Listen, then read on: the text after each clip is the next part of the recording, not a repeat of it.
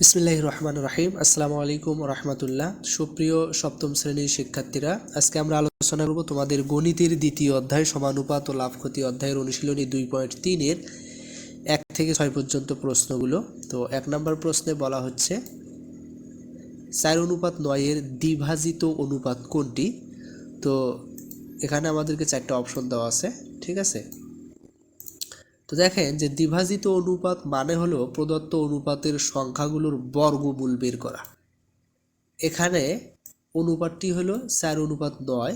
তো 4-এর বর্গমূল হচ্ছে 2 এবং 9-এর বর্গমূল হচ্ছে 3।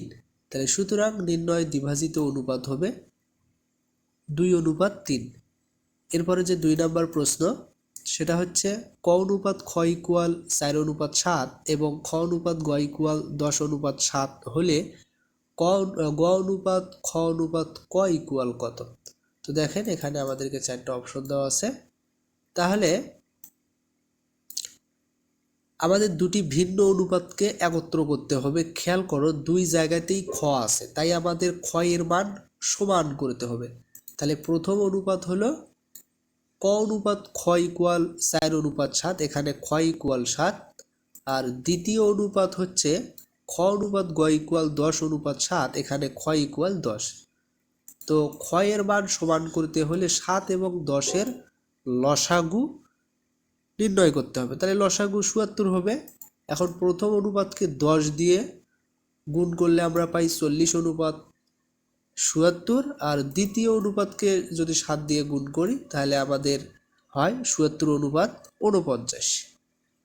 তাহলে এখন আমাদের ক অনুপাত খ অনুপাত গ ইকুয়াল 40:77:49, কিন্তু প্রশ্নে চেয়েছে উল্টোটা, অর্থাৎ গ অনুপাত খ অনুপাত ক।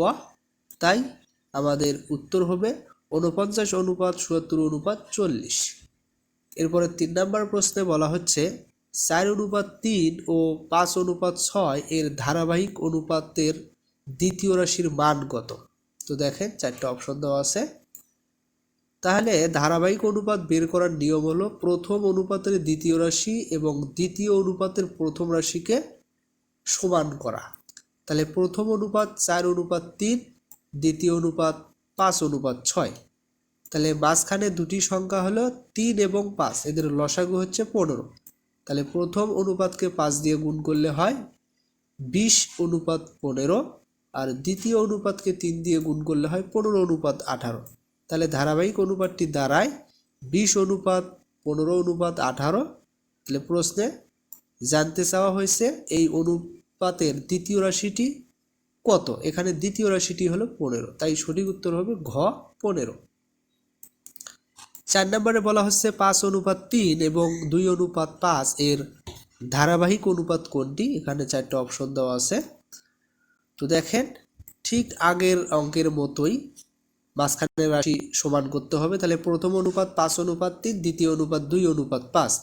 তাহলে প্রথম অনুপাতের শেষে আছে 3, দ্বিতীয় অনুপাতের শুরুতে আছে 2, এদের লসাগু হলো 6। তাই প্রথম অনুপাতকে 2 দিয়ে গুণ করলে হয় 10:6, দ্বিতীয় অনুপাতকে 3 দিয়ে গুণ করলে হয় 6:15। তাহলে 2 অনুপাত একত্র করলে পাই 10:6:15। তাই সঠিক উত্তর হবে ক 10:6:15।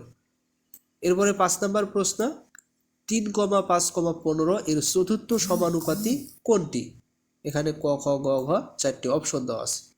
তো আমরা জানি যে 4টি রাশির সমানুপাতের সূত্র হলে প্রথম রাশি গুণন চতুর্থ রাশি ইকুয়াল দ্বিতীয় রাশি গুণন তৃতীয় রাশি। তাহলে এখানে আমাদের প্রথম রাশি 3, দ্বিতীয় রাশি 5, তৃতীয় রাশি 15, চতুর্থ রাশি আমরা ধরি ক। তাহলে সূত্র মতে আমরা লিখতে পারি 3 গুণন ক ইকুয়াল 5 গুণন 15। তাহলে 3 গুণন ক ইকুয়াল 75, ক এর সাথে 3 গুণন আকারে আছে, ডান পাশে যা ভাগ হবে 75কে 3 দ্বারা ভাগ করলে হয় 25, অর্থাৎ আমাদের চতুর্থ সমানুপাতিটি হবে 25। সঠিক উত্তর খ 25। এরপরে যে 6 নম্বর প্রশ্নটি আছে, একজন কলা বিক্রেতা প্রতিহালি কলা 25 টাকা দরে ক্রয় করে প্রতিহালি 27 টাকা দরে বিক্রয় করলে তার 50 টাকা লাভ হয়। সে কত হালি কলা ক্রয় করেছিল? তাহলে এখানে আমাদেরকে ক খ গ ঘ 4টি অপশন দেওয়া আছে। তাহলে বিক্রয় মূল্য 27 টাকা, ক্রয় মূল্য হচ্ছে 25 টাকা। তাহলে প্রতিহালিতে লাভ হয় আমাদের বিক্রয় মূল্য মাইনাস ক্রয় মূল্য, 27 - 25 = 2 টাকা, অর্থাৎ অর্থাৎ 2 টাকা লাভ করতে হলে তাকে 1 হালি কলা বিক্রয় করতে হয়। তাহলে 50 টাকা লাভ করতে হলে তাকে কলা বিক্রয় করতে হবে 50/2 ইকুয়াল হচ্ছে 25 হালি। ঠিক আছে, তাহলে সঠিক উত্তর হবে ক 25 হালি। তো আশা করি তোমরা অবশ্যই বুঝতে পেরেছো। কোথাও কোনো সমস্যা হলে অবশ্যই কমেন্টে জানাইতে পারো। তো পরবর্তী ভিডিওর আমন্ত্রণ জানিয়ে এখানেই শেষ করেছি। সবাইকে ধন্যবাদ।